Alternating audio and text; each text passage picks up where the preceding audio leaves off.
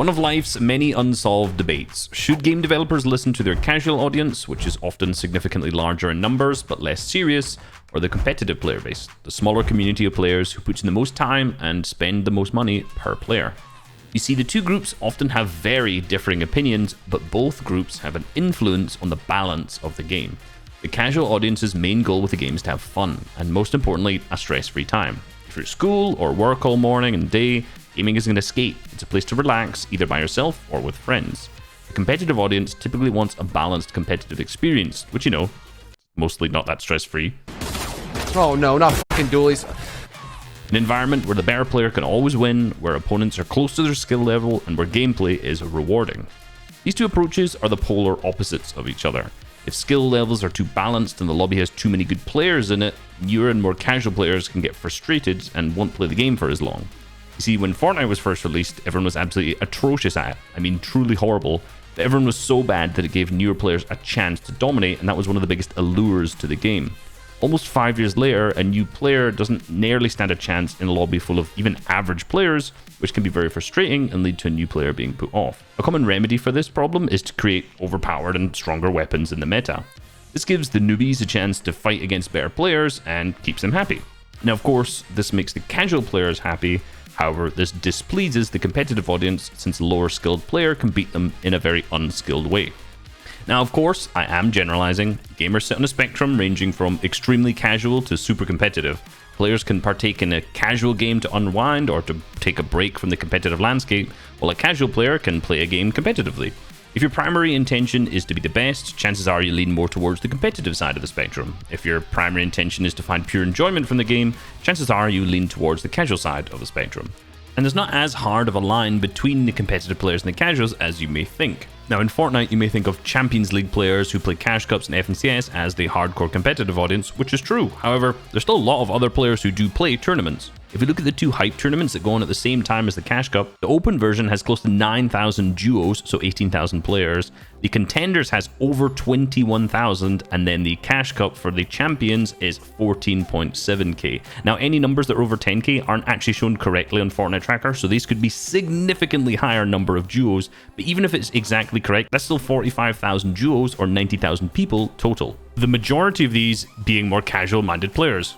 Every person has their own individual opinions on the game that they play. There are casual players who agree with what the competitive players want and love a well-balanced game, and there are competitive players who just want to have a good time and don't mind a more wacky meta, but generally the opinions are polar opposites.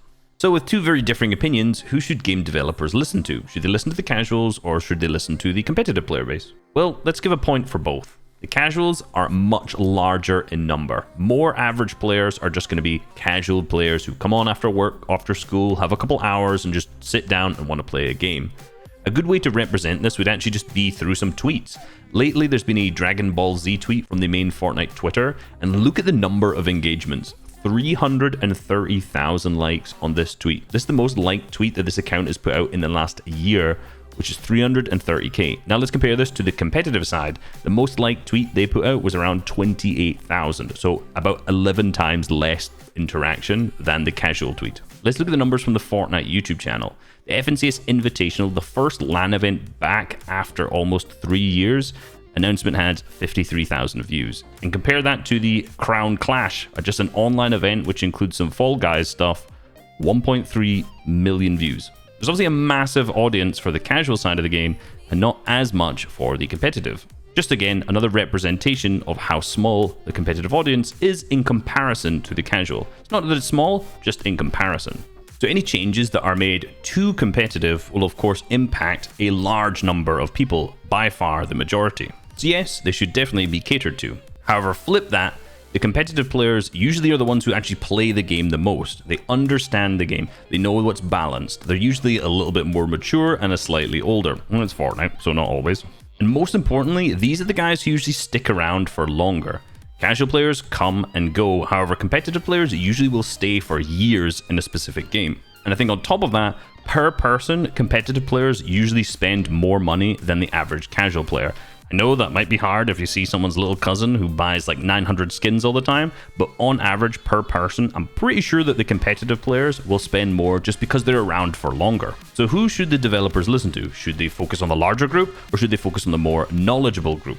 Well, the debate's stupid because both can be happy and both can be catered to. Most games have different playlists for different people.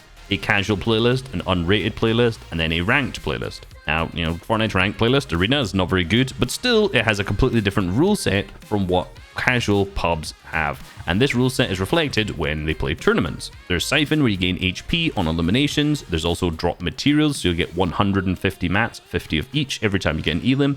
And there's faster harvesting rate and different caps for materials as well. All of these things that are already not in the casual modes. There's a split in loot pool. There's a bunch of Dragon Ball Z stuff in the casual mode that is also not in Arena and competitive. Same with lightsabers, bunch of other weapons. And a lot of other games also do this exact same thing. There's a current debate in Apex Legends. Should they cater to the casuals or the competitive? Again, I'm suggesting both can be catered to. Now in Fortnite, I think the split hasn't been committed to enough. This year in particular with Chapter 3, a lot of the competitive community has been very unhappy with the rate of SMGs. There's not been a full split in loot pool. Now, I'm not for having the exact same loot pool every season, but I think it's safe to say that generally in Chapter 3, players want pump shotguns, and a lot of people just preferred the weapons that were from Chapter 1 and 2. And I think in order to keep both groups happy, a full split has to be made. This allows then the casual players to be able to mess around with whatever weapons they want, however strong they are, and all of those weapons can be taken out in the competitive mode and balanced accordingly. A complete split. They can take two different paths, the comp loot pool and the other loot pools. This allows for more balanced mobility, meta, weapons, everything to keep those players happy, and the casual players get whatever crazy stuff they want. But there is one big problem with this, and I think that would be conversion rates. Getting casual players to play competitive modes. Now, I think stuff like zero build tournaments are great for that. Skin cups are fantastic for that. Lightning cups, all of these open tournaments are a really good way to introduce players to it. But similarly, there needs to be some way to teach people about the different rules in each mode. And I think, in all honesty, just some sort of introduction, some sort of video, some sort of content, something that just tells people the differences between the casual modes in that season and then the competitive modes. Another thing that would help this transition is just more discoverability for tournaments.